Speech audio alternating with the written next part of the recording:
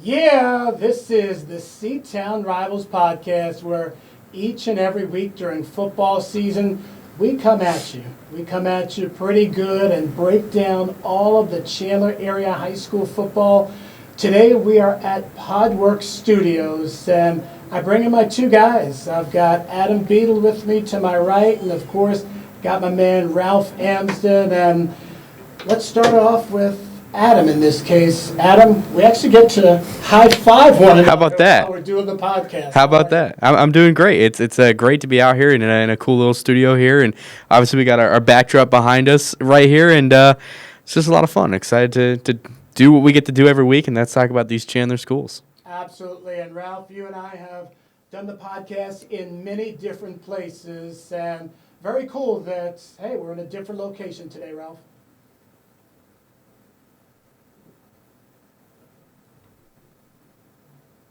4K right now. Say that again. I did miss you. I said I can see you guys in 4K right now. Can yes. you guys hear me? Yes. Oh, absolutely. Yes. No, it is. It's high def. It's 4K. It's no longer just a split screen scenario like we've been doing for a long time. And Ralph, I'll say something I always like to ask. What'd you do the last couple days? Something I joked around with Adam about. ASU football, they win as time expires. The Cardinals, they fall as time expires. Yeah, I mean that's NFL will get you, right? Everything comes down to a last minute field goal. Tell you what I did this week. My son got his driver's license on the third try. The third try. You get 3 strikes, right? So it's not so bad. No one should be embarrassed that maybe they took a speed hump at 30 miles an hour during one of their tests. But he has his driver's license. He's out on the road. So, it's been an eventful couple of days. That works. Adam, how about yourself? You just got your driver's license recently too, didn't you? Well, I mean, Not recently, like almost 3 years ago. But, I guess you could say I've been doing a lot of driving, just going everywhere between all the games in the Valley and obviously, doing the AZ Prep show. And so just really nailing down on getting a bunch of work done and doing a ton of stuff right now. So absolutely. Indeed, we are all over the Valley between the three of us. And let's start off with the Seton Catholic Sentinels. And the red and gold, they fall to the Ben Franklin Chargers 56-13. They dropped to 2-3 on the year. Adam, we know the caliber of teams that they've been playing are championship caliber teams recently. Ben Franklin, Gilbert Christian, but I want to see Pete Walheim's team compete just a little bit more. We know they've been playing better teams, but I need them to put up a fight. Yeah, they've played, like you mentioned, a lot of tough opponents, and their schedule is very tough as well. And obviously, in a new region, there's a lot of things to get acclimated to. And I think a lot of us came into the year expecting, this was a team that was in 5A last season. They're going to kind of take that step up. And they just kind of haven't yet. They had some moments after the first game where they kind of found a bit of a groove and haven't really kicked into gear. And they had to face a really, really tough team in Ben Franklin last week that Valley Christian Trojans are going to see this week. And obviously we'll talk a whole lot more about that. There's still some more you want to see. I think the fight they have been putting, it's evident that they are trying to go out there and compete. Obviously, they've got some new players, some younger guys stepping into bigger roles, and they're having to deal with that. So I think it's evident that the competition is there and that the effort is there. It's just how can they continue to take it the next step? Very true. And Ralph, yes, indeed, some of the playmakers, Corey Edwards, R.J. Fogarty. This is still a team, though, that's probably going to battle to stay 500. Yeah, and I mean, and that's okay. It's okay. It's not like every season you're going to be able to go out there and tear it up. With Seton Catholic, sometimes it's feast and sometimes it's famine. I'm just happy that they're back down in 3A where they belong. This could be happening in 4A right now, and we wouldn't be talking about them battling to be where they're at. Yeah, they did drop down to 3A, but they're still playing in the best classification. Benjamin Franklin modernized their offense. The cool thing about this Benjamin Franklin team is they actually look like 2014 Seton Catholic. Gavin Weiler can throw the ball. Landon Stetka can run the ball. They're complete. They play defense. And it makes you think that, if this is possible at the 3A level, Benjamin Franklin will probably move up eventually. But this is the kind of the trend in the Valley that was set by Seton Catholic in the East Valley in that level. And it's cool to see other teams that have caught up to them.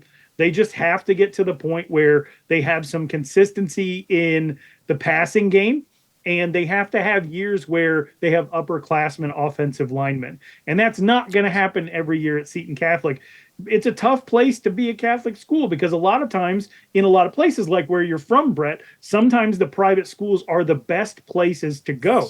But in Arizona with school choice, you have schools like Benjamin Franklin or ALA or any of these other choices that people could make and not be spending money on them. And so the fact that Seton Catholic has sustained itself this long is impressive, and that they often do put together, competitive football teams. This year is just not it, but they've had some great star individual performances that have been very fun to watch. Absolutely. Last year was just a perfect example. So indeed, you're right. It's and I think you brought up a really good point. Just to succeed, they need upper class offensive linemen. That's a big point. So no, that's so we'll see what Pete Walheim's team can do. They're 2 wins and 3 losses, and they will host Dysart, if I'm correct, for the first time ever on Friday night. The Valley Christian Trojans. I always have a smile on my face when I talk about this team. They continue to be perfect. They're the only 5-0 team in the podcast scenario. They double up the Crispin Rattlers 28-14. Ralph, a real strong team. They can score and they can play defense. This was not a result that I expected. I follow Chrisman a little bit. I got a friend with some kids on that team, and I said this is the battle of the Ashers, Asher Hansel against Asher Vance. And, both of those guys were actually held in check in this game. And Caden Palmquist, I mean, he continues. How many touches does he have on the season versus how many touchdowns he has? It feels like they just bring him in to hammer home. He's 4 touchdowns on 7 carries and 1 touchdown on 11 receptions. So, 5 scores in less than 20 touches. That's not too bad. So they have a young weapon, too. He's going to be around for a while. And this is a victory that they should be really proud of. Chrisman took Eastmark to the brink, and Eastmark, Adam, if I'm correct, that's a 4A team. So it's time to get excited about this team, especially at 5-0, especially with a couple of the victories that they have under their belt, and it leads to a very important contest this weekend. It does, and I want to get both of you guys' takes. Adam, I think you might even be at that game on Thursday. Gonna try to make a little bit of it. I got to go out to a girls' flag football game, but I'm gonna try to catch the ending of it. But yeah, it 5-0 against 5-0. Yeah, it should be an exciting matchup. And again, another player that we've talked about time and time again, Caleb Goldman leads 3A in rushing, one of the top rushers in the state of Arizona. And like you said, there's just it gets you excited. It gets that smile on your face talking about how good this Valley Christian team has looked. And I think this is finally going to be probably the biggest test for this Valley Christian defense since maybe week 2 or even week 1 of the season. This is a Ben Franklin offense that's firepower, I think, to say the least, as they score very efficiently. And so this defensive line is going to have to bring all the smoke on Absolutely. Thursday. Ralph, I think the big thing, this game is on Thursday. This is big. All eyes will be on that game, and it's cool. It's not getting buried on a Friday night, so to speak, and it's an important contest. And I mean, that region, and you mix in Gilbert Christian, who's unbeaten. This is huge, man.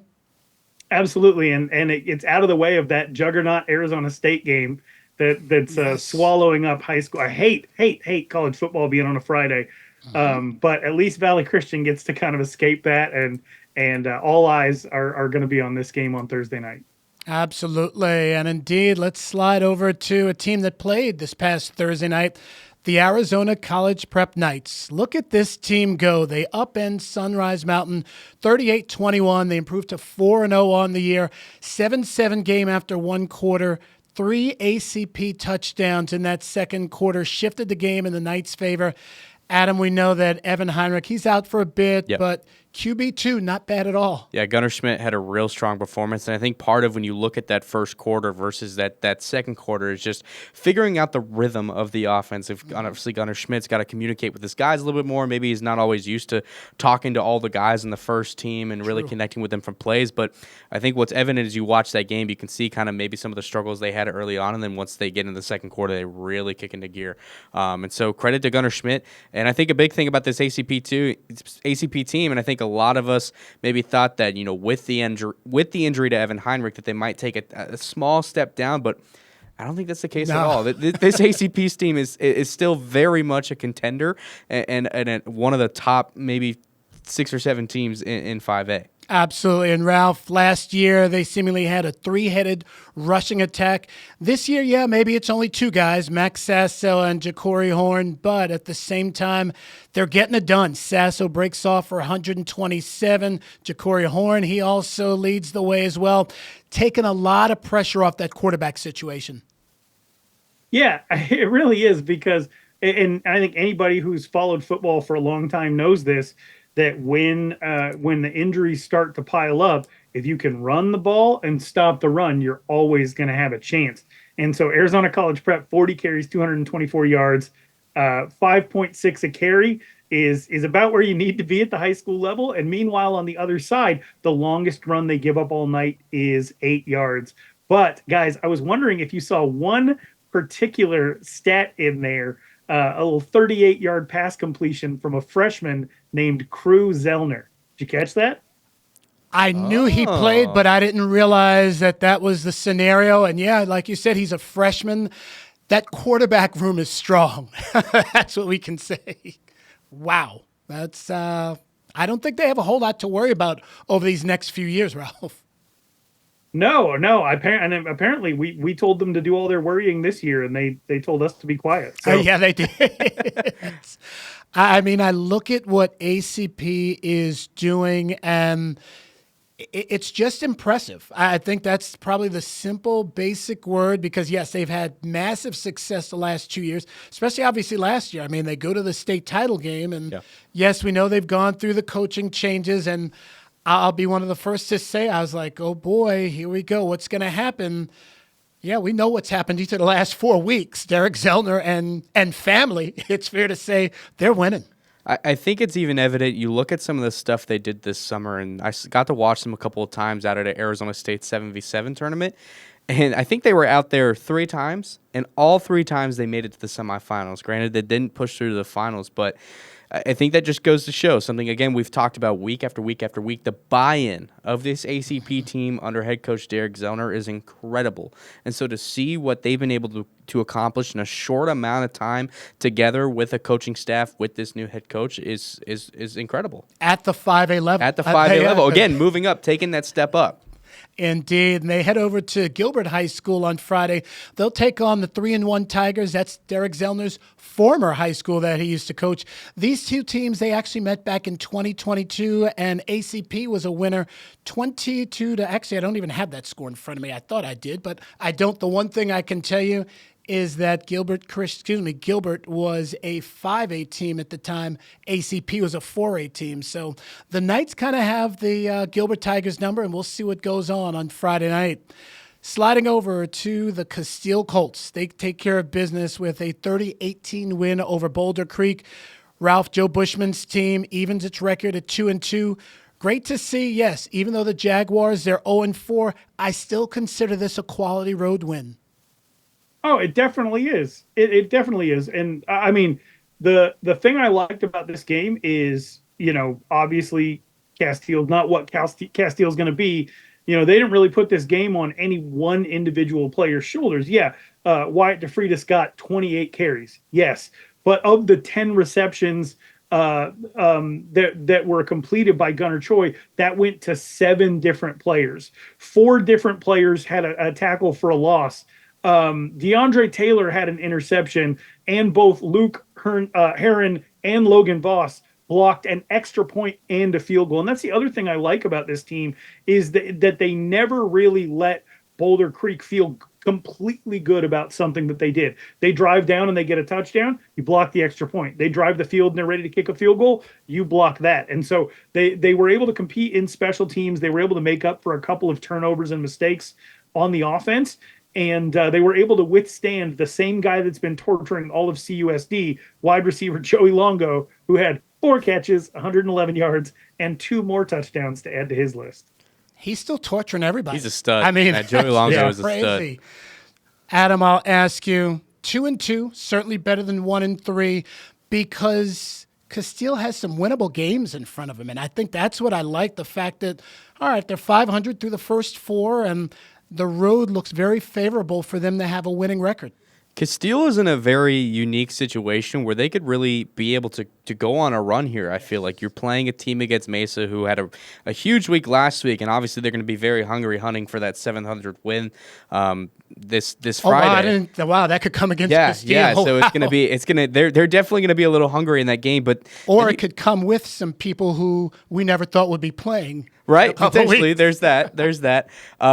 But then you look at their next 3 games. They're playing up against an 0-4 Highland team, a Highland team in a faction that we've never really ever seen the Hawks play in before. Then you take on Desert Vista and you take on Corona del Sol. Historically speaking, these are all games that Casteel should win. Correct. And are favored in. So when you get your new quarterback, T. Smith, in a couple of weeks when he's eligible, next week actually, this could be an opportunity for Casteel to potentially build up a little momentum late in the season and possibly get a good spot in the 6A playoffs. Granted, I think at this point in the season, it's pretty safe to say that with Casteel's schedule and who they play up against, they're not going to make the Open. Correct. But I think, with the expansion of the 6A playoffs, they absolutely could potentially find a way to get a spot in there. And with the players that come in and really elevate this offense and be able to take it to the next level. Definitely good stuff. We always say that Joe Bushman's teams are prepared, and that's what we're seeing. And we look for some big things. And the other thing I want to mention, have either of you guys kind of noticed the Casteel's style shifting a little bit? There's no stickers on the side of the helmets. They're going for that traditional Penn State look with the light blue. I love that. And the I know they got the Ole Miss blue jerseys and the dark blue jerseys, and they're kind of shifting out. I did notice the different. They're kind of shifting out the gold a little bit and more just kind of going to the blue and the white look and not necessarily some of their the Colts typical. Logo. Yeah, no, you're right with that gold. I didn't. Mm-hmm. Yeah, that's. I don't know. It's just interesting. Caught my eye. They did change their logo on Max Preps. That's what made me think of this because I was looking at it and I was like, Why is that just a C? It looks like a copyright symbol. Oh, that's funny. That is definitely pretty great. Stuff. But it kind of does. It looks like the old 1970s Cal Bears, which is really cool. Yeah.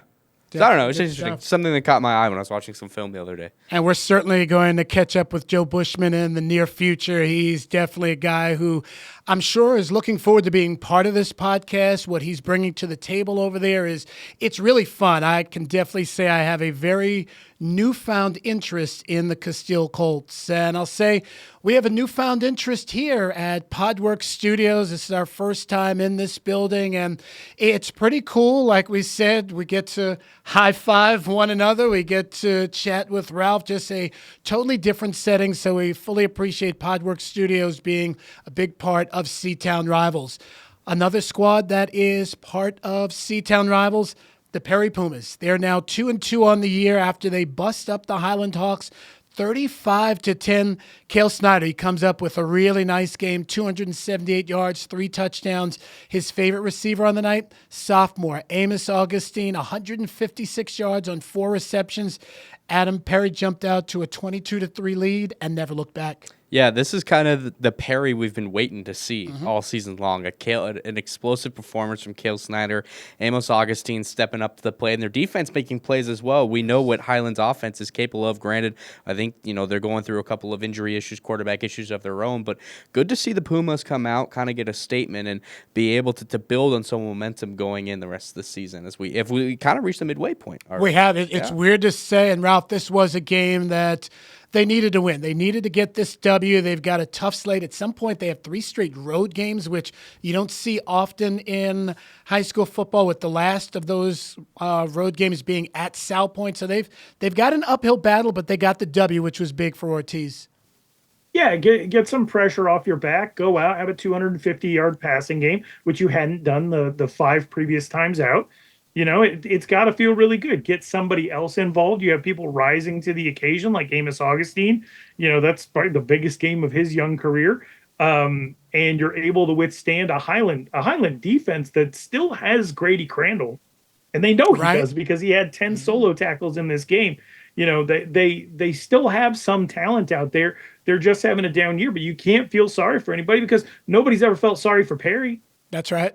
I mean, we always talk about the season where they came out like gangbusters, and then Austin Nightingale broke his femur, and then they spent the next 8 games with no quarterback, and it was brutal. It was one of the most brutal seasons in Perry history, and not one person ever took any mercy on them whatsoever. So you want to have games like this where when somebody's struggling, you go out there and you show that you can do it, because this is probably going to be a 6A playoff team, and you want your growth and your trajectory to be that once that time comes, you're able to compete, because again, like we always harp on, it's one of the biggest schools in the state. It had a few premier years, and we don't want to just ascribe that to a pair of brothers, right? Like we want to be able to say that Perry has the pedigree to be able to win. They used to make the playoffs all the time at the 5A level. They'd struggle to get past Chaparral, and then they took that next step up to 6A. We're very, very competitive.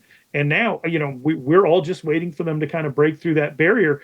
A couple of people even had them as competing for the Open this year. We now know that that's not what this team is, but it can still compete for 6A. And in order to do that, they had to get this offense going. And at least in the passing game, they did. Absolutely. No, it's good stuff. Something that I thought was cool in talking with Coach Ortiz. Adam, you and I are both fans of Ricky Stewart's defensive end, rush edge, however we want to describe him.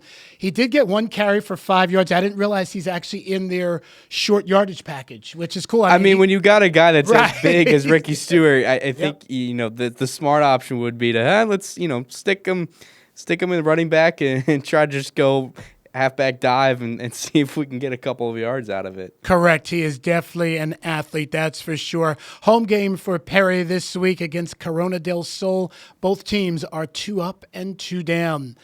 The Chandler Wolves, they continue to play good football as they knock off Williamsfield 27-14. They up their mark to 3-1. Ralph Mencl, he is in control behind center. 252 in the air. He runs for a touchdown, passes for 2. Ralph, I know I'm sounding like a broken record. I just want to see Mencl not be the leading rusher. But at the same time, I mean, what those Wolves are doing, it's nice to see. Yeah, and it is kind of not every Ty Wisdom offense has been like this, but in a lot of them, the quarterback has been able to move. And you hope that Will Mencl's tough enough to make it through a season, taking a couple extra hits a game. But it's also funny to see his stat line and be like, oh, he took a step back this week, even though he was basically perfect. And on the season, he's, I don't want to jinx it. We don't want to do it. Right? We don't want to, but I have to mention, since we're here and we're talking about it, 125 pass attempts this year without an interception. That's impressive. And how many total touchdowns? 10 through the air, 5 on the ground.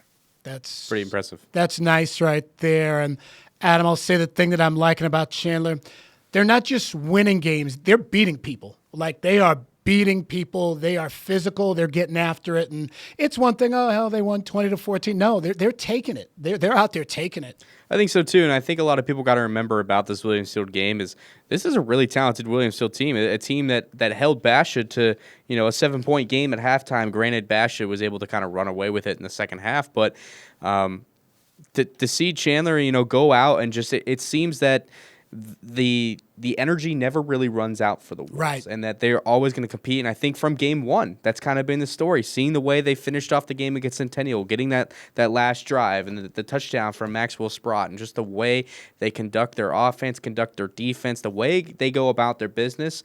something, again, you and I have talked about when we went out to that practice. I think it's just it's all building up and all leading to one thing, and that is a great football program that's succeeding right now. And it's a good program that is going to host Sandra Day O'Connor on Thursday night. The Eagles are just 1-3, so Chandler, they really set themselves up with a potentially really nice schedule. I mean, the way the Wolves are playing and some of the teams in their region, it's going to be a really good year. And just want to remind everyone, we're here at PodWorks Studio. Definitely want to thank Bill Brasso as well as Greg behind the glass for really getting us going, as we appreciate just being here and talking about some top-notch football. And the next team on the slate, the Hamilton Huskies. This was a game I was at, and they blasted Brophy 70-33. We can talk about numbers. We can talk about so much. Yeah, Jack Scully, 327 in the air. Jacob Brown, 127 on the ground and 4 touchdowns.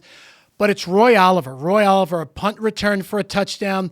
They also blocked a punt, and it ended up on the 1-yard line. Jacob Brown butted in. It's just, I mean, what they're doing legitimately, Adam, if you give your alma mater an inch, they're taking a yard. Yeah. I think that I just want to know, and maybe it's something we'll have to find out, what Travis Dixon said to his team after Brophy scored those 3 points, because then, and all of a sudden we get to the second quarter and it's a 42-10 game, right. And it's just like, how in the world did this happen? But I think it's nothing but dominance from Hamilton and what they're able to do, and it's kind of just a thought that popped in my head, but something I think is a serious question. Is Roye Oliver in contention to potentially win the Ed Doherty Award? Yes. Yes. Yeah. Yes, he is. It's Ralph, I'll before we even jump into Roye Oliver, I can't wait for you to see this team in person. I mean, I really hope you get that opportunity. I think you will.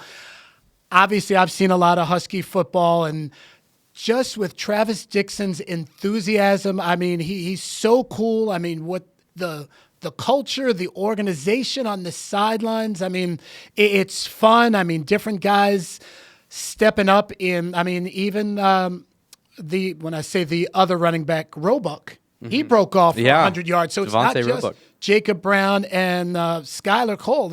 They've got so many weapons, Ralph, it's not even funny.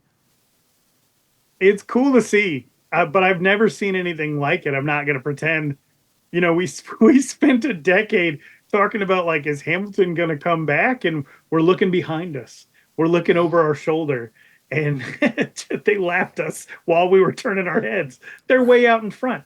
This is not anything that they've ever been before. This is the potentially the Husky Dynasty 2.0. Mm-hmm. I mean, I don't want to just say, it's been 4 games. Let's not get ahead of ourselves. We have to understand what happened against Brophy, a team with D1 talent. Right. In 15 minutes, because with 3 minutes left in the first quarter, Hamilton had not scored. Correct. In 15 minutes, Hamilton scored 42 points. And it wasn't, and that's what Basha scored on Brophy all game long. And Hamilton was able to do it in 15 minutes. And then they didn't let off the gas. Correct. I mean, they actually shut out Brophy in the fourth quarter. It was weird. It's the first play of quarter number 3. Scully did throw an interception, and Brophy got a pinch of momentum, but after that, they shut it off. I mean, Hamilton shut down Brophy. It was just... And granted, they still are doing it without Bo and Nico Jandro on defense. Right, without the craziest part is those are the 2 best players on defense, and Hamilton is still getting out there and stopping a Brophy offense that has the potential to be really explosive. And obviously, we saw Devin Fitzgerald kind of get after it for he Brophy. did. I think you look at the parallel between, as Ralph mentioned, the Hamilton and the Basha game. Basha scored 42 points against Brophy. Granted, they pulled their starters, a little bit into the second quarter, so it wasn't like they were trying to put it on. But like Ralph said, we've never really seen a Hamilton team just come out here and, we've seen them beat a team by a lot of points, but the way they kind of just said, you know what, we're not done yet. We're going to keep going. The fact that Jacob Brown scored another touchdown with like a minute to go in the game. Right. And Hamilton still had all their starters out there. It's incredible, but it really makes you think, how close is that line between Basha and Hamilton at 2 and 3? And I know you even think at times that Hamilton might be that number one team. Yeah. So how even is it? How far are those teams apart? I think that's the big question. October 24th is going to be a huge Yeah. game. I mean, both teams are just so talented, but obviously there's a lot of football between now and then. Hamilton will host Centennial. The Coyotes are 3-1, so that is definitely a solid matchup. I mean, this is great football. And speaking of great football, last but certainly not least, the Basha Bears. They defeat Mountain View by a score of 31-13. They're now 4-0. Brody Veers, he connects with Kash Brock 8 times for 103 yards. Veers, nice game. 23 of 34 for 276. Adam Basha continues to have that strong running game with Joshua Gaines kind of leading the way, not necessarily Noah Roberts. Yeah, and you really start to question, when are we going to see Noah Roberts kick into gear? I'm sure that'll come eventually, but again, another great performance from the Basha Bears, getting out there and getting a win against a Mountain View offense and a Mountain View team that I think a lot of people underrate just in terms of what they're capable of doing and what an Andy Litton team is capable of doing. But Basha and Chris McDonald, they just keep getting done, and how deep that roster is. They're just able to go out there and punch people in the mouth. Absolutely. They are truly doing that, Ralph. The wins just keep piling up. And like I said, kind of a couple weeks ago, it's hard to talk about this Basha team because they do so many things right. There's really no nitpicking. It's just they go out and they win comfortably, they win decisively, and it's they're on top for a reason. Yeah, I mean, this is a good, really good championship level. Even we'll say this is a championship level offense. Yep. But on the defensive side of the ball, they are on the verge of doing something extremely special. Extremely special through just 4 games. When we talk about Roye Oliver having 13 receiving touchdowns through 4 games, which is insane, which if you do the math and you say, if he has a huge slump and that you assume that Hamilton makes the playoffs and he only gets 1 touchdown every week for the rest of the season, then a sophomore is going to have 20 receiving touchdowns and be amongst the all-time records with 2 years left of high school. That's mind-blowing to think about. But then if you go to Basha's defense, some of the same stuff is going on. Dante Bruley has 12 tackles for a loss already. Eli Kramer-Cronin has 9 tackles for a loss already. It would be nuts if it was just those 2 that were flirting with double digits, but it's not. Anatoly Tahi has 8, right? And then Bruley also has 9 sacks. You have to remember, a tackle for loss is not a sack. It was shown to me they don't go in they don't go in max preps together. Caleb Jordan, not every team enters hurries as a statistic, but you look at Caleb Jordan and you're like, he only has 2 sacks this year. There's other players that are outperforming him. He has 11 quarterback hurries. He's on you too.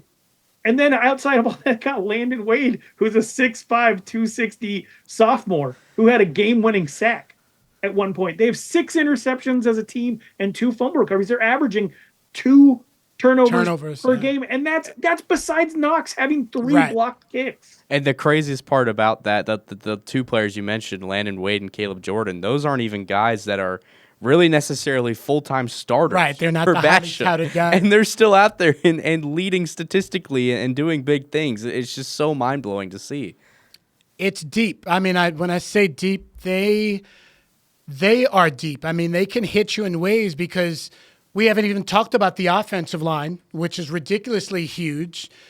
Noah Roberts hasn't gotten going yet. I mean, and they've got 2 and 3 other receivers that could probably start on many other teams. I mean, it's impressive how they're doing it quietly. I don't know if that's fair to say. I mean, they're not necessarily doing it quietly, but at the same time, they're doing what's expected. I think we obviously thought they would be 4-0 at the same time. They're just getting it done. I mean, I can't wait for that October 24th matchup. Again, there's so much more football to be playing there. They're hosting the 3-1 Queen Creek Bulldogs this week, and obviously QC is tough. So it's good competition. I mean, that's the one thing. It's good competition all around the East Valley, and we're blessed to do this. It's good stuff. Ralph, it's weird. We went through all 8 teams already. We moved quick. I'll say, any closing thoughts, anybody who's just impressing you at any level? I mean, we talked about a ton of guys, but any unsung heroes so far over the course of the year? Well, okay, so we were just talking about Basha's defense, and I mean, there's guys like Mark Dewerson who are getting 8 solo tackles a game, and Trey Kennard, who's been very solid in coverage, and somebody who had to come back from a serious injury. And so, I would love to talk about this Basha defense forever, Brett, but I can't, because Roye Oliver exists, and that's all that I want to talk about right now. It's absurd. I posted, and God bless anybody who pays attention to Arizona high school football. This is not meant to be an insult, but people get very protective of their memories, right? And I am too. I'm always looking for the next Bobby Wade, right? Because when I was a freshman in high school, Bobby Wade was a senior, and I wasn't looking back at like we do now, at some kid. I was looking ahead at what I thought was a high school football god, right? And he went on to have a good college career and a solid NFL career. Now he's a coach at University of Arizona.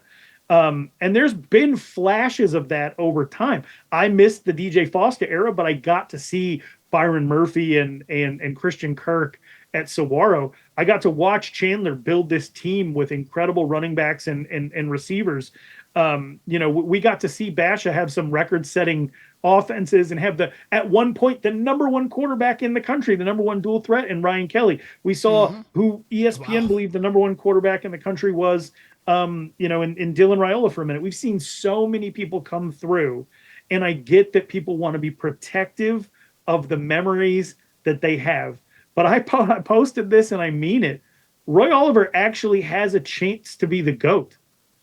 He does. And it's really weird to say it, because there's such a long way to go. You don't want to jinx it. You don't want to set faulty expectations. Right. But I do want to know, I want anybody in the city of Chandler and in the state of Arizona to know that you can watch something potentially very, very special happen right now. It's like calling your buddy Brett when there's a no-hitter on in the 7th inning. Like you don't want to say it out loud, but do you want your friends to miss it in case it happens? You got to tell somebody. That's right. True. And so I'm just here. I'm telling you, I am telling you, like the woman on the plane, I'm telling you, Roye Oliver has a chance. It's a long way up the top of the mountain. He's not even close, but I've never seen somebody climb this far, this fast. So if you have a chance to pay attention, you have a chance to get out and see some of these athletes on a Friday night, you won't regret it. Cheaper than a movie ticket. It's fun. You get to hang out with people. You get to cheer for kids in your community. It's the best thing in the world. And you might get a peek at future all-time great Mount Rushmore type. And people say his younger brother's even better. So get out there. Roman's good. I mean, it's and I think the thing is just the fact that they're sophomore and freshman, they're going to physically get bigger. Yeah. I mean, they're already quick. They already have the fundamentals down. But think about in 2 years how big he's going to be. I mean, he's going to be probably another inch taller. He's probably going to have another 10 pounds of muscle or whatever is needed to help him get to that next level. So, I mean, yeah, Roye Oliver, he's the real deal. I think another thing, too, is he's only going to get closer with this quarterback. They're in the That's same right, class. same QB. That's right, that's huge. This is a dynamic duo you're going to see for, this year and the next 2 years after that. So it's crazy to think about, Ralph, as you said. You don't want to say it out loud, but it's true. It's true. That's the thing. Yeah, and at the risk of spoiling it, because we know how people are, stuff can go to your head. This message is directly for Roye Oliver. This is like straight to camera, straight to you. I haven't seen much out of you yet, and I'd really like to see you step it up. Now rewind the video about 3 minutes, and then that is funny stuff. That's classic. Yeah, that's for RJ. That's for Dad. That's earmuffs until that part. That's awesome stuff. And with that, we will wrap it up, folks. Thank you guys so much for joining us and just really taking it all in with us, because as Ralph said, it's memories, and we create memories here on the set. We create memories with Zoom, with each other. Definitely want to shout out again Bill Brasso, PodWorks Studios. Want to shout out Greg for being behind the glass as well. Adam Beadle, again, cool to have you here. And Ralph, hey, I will say you are the founder of C-Town Rivals. You have put your foot in it. You really have. So it's no, and I say that in my mouth. No, in a very good way. No, it's you're a big part of Arizona high school football. You really are. I'm Brett Quintyne. We'll see you guys next week. This is the C-Town Rivals podcast.